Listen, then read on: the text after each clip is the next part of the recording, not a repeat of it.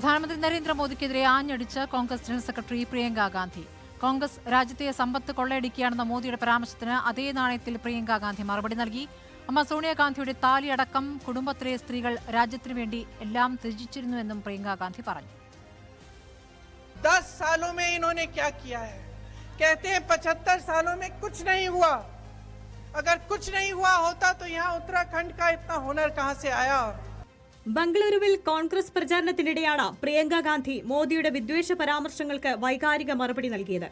കഴിഞ്ഞ 55 വർഷത്തിനിടെ രാജ്യത്തെ ഏതെങ്കിലും സ്ത്രീകളുടെ താലി കോൺഗ്രസ് അപഹരിച്ചോ എന്ന് ചോദിച്ച പ്രിയങ്ക യഥാർത്ഥ പ്രശ്നങ്ങളിൽ നിന്ന് ജനങ്ങളെ വഴിതിരിച്ചുവിടാനാണ് മോദി അപക്വമായി സംസാരിക്കുന്നതെന്ന് കുറ്റപ്പെടുത്തി. തന്റെ അമ്മ താലിമാല ഈ രാജ്യത്തിന് വേണ്ടിയാണ് ത്യജിച്ചത്.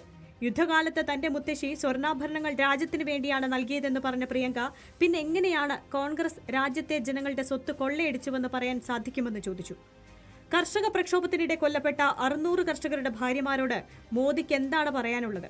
മണിപ്പൂരിലെ സ്ത്രീകളുടെ താലിയെക്കുറിച്ച് എന്തെങ്കിലും ചിന്തിച്ചിട്ടുണ്ടോ എന്നും പ്രിയങ്ക ചോദിച്ചു. നാടക രാഷ്ട്രീയത്തിനല്ല ജനങ്ങൾ വോട്ട് ചെയ്യേണ്ടതെന്ന് പ്രിയങ്ക ഗാന്ധി പറഞ്ഞു. National desk reporter.